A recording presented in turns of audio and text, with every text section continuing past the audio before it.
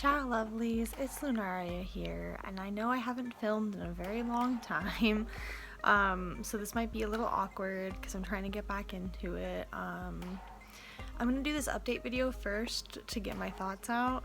I don't know if this is gonna go up though, so I'm gonna kind of treat this like it may or may not go on the channel.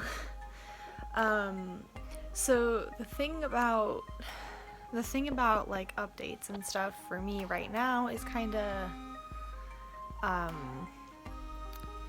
don't know, I'm a little stressed about sharing a lot of this stuff because a lot of it is very stigmatized, and I think it's hard for people to express themselves about it, and I think it's seen in a weird way. I say recently because like in the last 2 years recently have started treatment for like schizoaffective symptoms or schizophrenia symptoms. The reason I'm not labeling it one way or the other is because I still have to get like testing finished to figure out like what the actual diagnosis is, but I've always kind of had, I didn't think it was hallucinations, alright, but like I was wrong.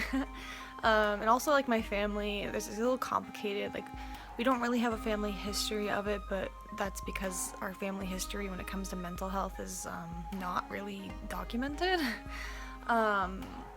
So we don't have like a clue about whether or not like there's a biological thing at play.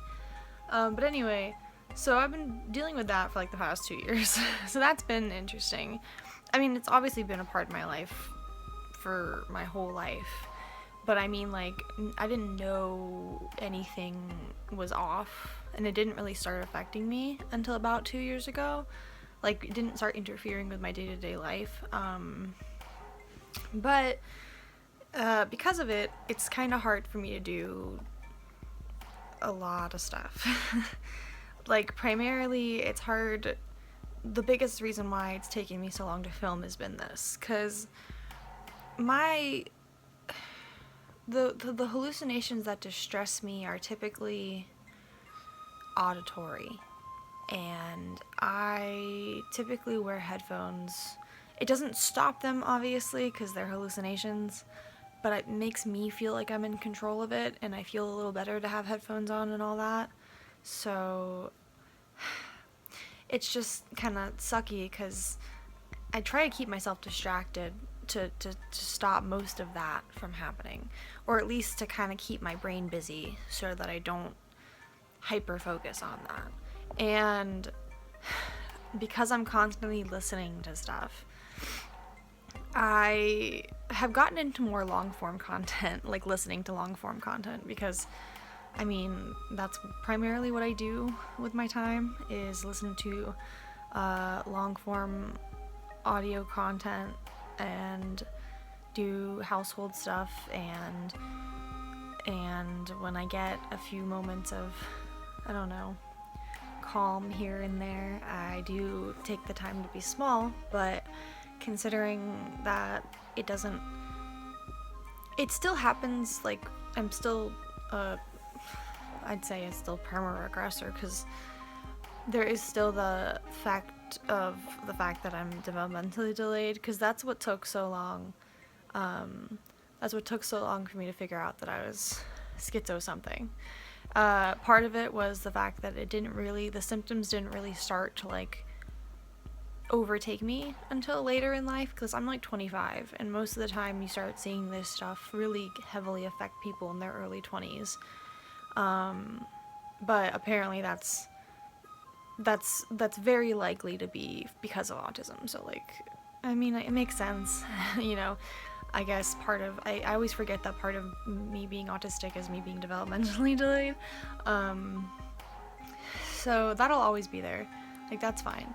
But because it's been so scary and uncertain, this whole thing, like, my life is still good, I think, but it's been harder to put on a camera persona like, I don't put on much of a persona for OFT, but there's definitely a different level of energy, and it's an energy that it's hard for me to capture right now because I just don't have a lot of it. A lot of my day-to-day energy I just use for trying to keep my brain on straight, basically. And so hopefully, you know, once I get fully tested and everything, I'll have some like answers. Something like, you know, concrete is what I guess I would call it. Something that's more certain. Something that people can actually help me. I have been also emotionally kind of messed up, which is why I've also been kind of afraid to film, because I am not somebody who thinks that they're angry a lot. I'm not somebody who typically deals with that emotion. And I don't know how to feel because I've been very emo about all this, is like a word, I guess. But I've also been like mad at myself because I've been...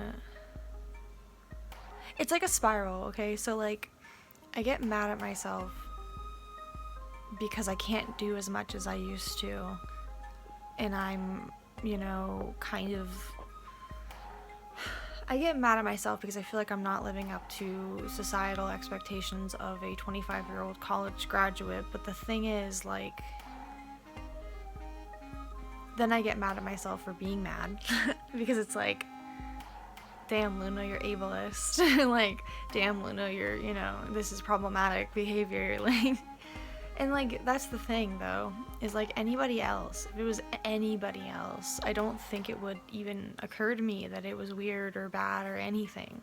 Like, because for other people, I feel like it's more fair if they, like, for them to do what they need to do for their mental health. I always feel, for some reason, when it comes to me, I always feel like I'm being dramatic, or that I don't need the accommodations, that I'm just being, you know, I'm taking resources from other people, stuff like that. And part of that is, I guess, because I didn't get diagnosed with autism until later in life, and so I went through a large part of my life masking so heavily and working so hard to keep up with everybody, and it worked. Like, people didn't know that I, like, you know what I mean, like, the masking worked. Nobody really realized I was neurodivergent for a while, but it puts me in this position where I've been going and going and going for years at a capacity that a neurotypical person, I think, can do.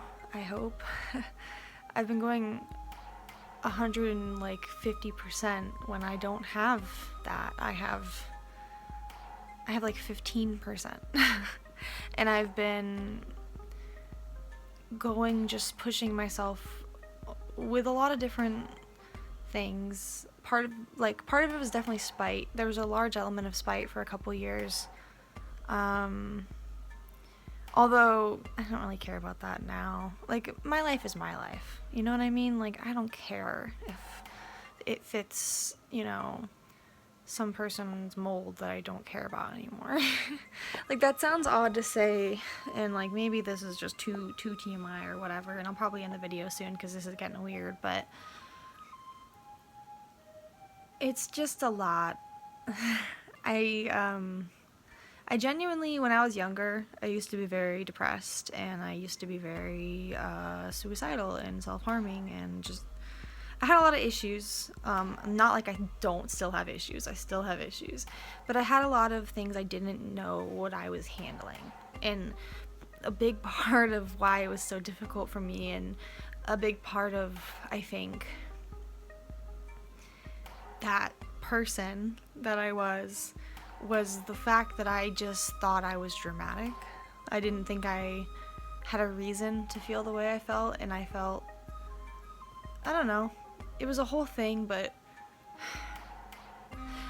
point is, I didn't expect to get to 25, first and foremost. When I was like 15, I deadass thought I would get to like maybe 20, perhaps. I didn't really expect myself to live this long. That sounds horrible to say out loud, but that is genuinely the truth. The other thing is, I had resigned myself to a life that I was going to be miserable in. And I finally, like, a series of events happened. I was finally able to change my life, and things were very difficult for a little bit, but that was what I needed. And for a period of time, I was very traditionally successful. The way I would see it, I had my own apartment and job and car, and I take care of my cat, and I had my steady boyfriend and all these other things. And I guess realizing that I was going to have to realizing that I was going to need to be kinder to myself than I was originally going to be ever is not easy. I'm somebody who wants to be able to accomplish a lot and do a lot, and that's it, really. And I don't know. I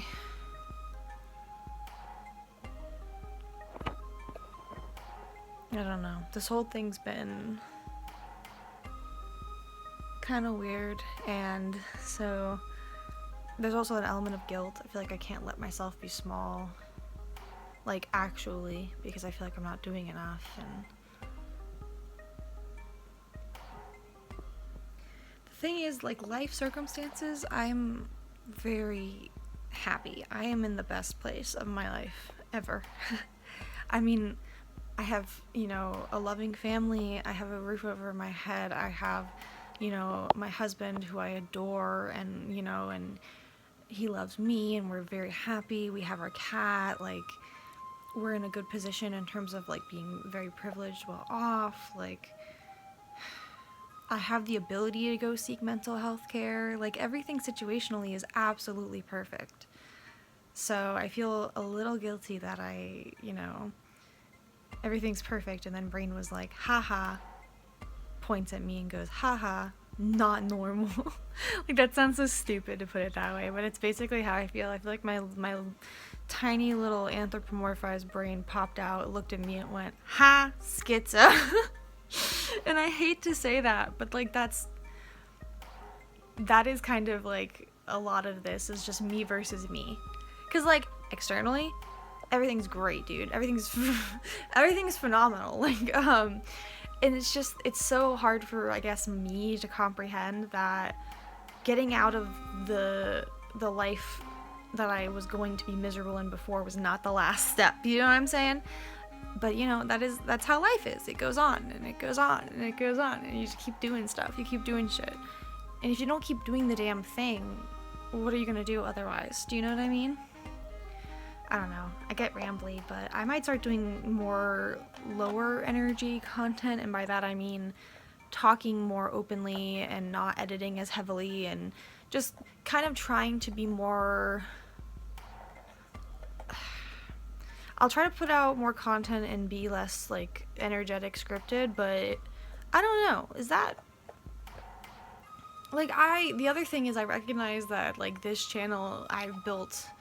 I know what I want for this channel, and I don't want it to turn into just me vlogging. Like, that sounds weird. But I'm trying to, like, keep up my own standards, and I am a harsh critic. So, I don't know. But I'm doing what I can, really. That's all it comes down to. And, like, that being said, I'm putting up stuff when I get the chance. I'm filming when I get the chance, and editing at the same time, and it's a whole thing. But so I don't know. I still don't know if this is gonna go up or not. I'll be honest. I don't know. Time to go have that argument with myself, because I'm really not sure, and I might just say F it and, you know, delete the file and then go play on the floor and show you guys the toy haul that I was going to show you guys. So, you know, life. But even when life is, you know, whacking you repeatedly with a broom, don't give up on it. Because even in the moments where you're crying so hard you're throwing up and you can't think except to think that everything sucks and you'd rather not be here and everything is horrible and you don't think it's ever going to be better and you can't see yourself getting to 25 and you hate everything at the moment and everything feels unfair and everything feels overwhelming. I might not be in the best, most fantastic mental shape of my life right now, but situationally my life is good, and even though I'm mentally and emotionally don't, you know, feel the best or feel perfect, I'm still really glad that I got here. I'm still really glad that I decided at some point to stop trying to snuff out my candle. Do you know what I'm saying? I'm sorry. I don't know. That was a lot. So, I'm gonna go now.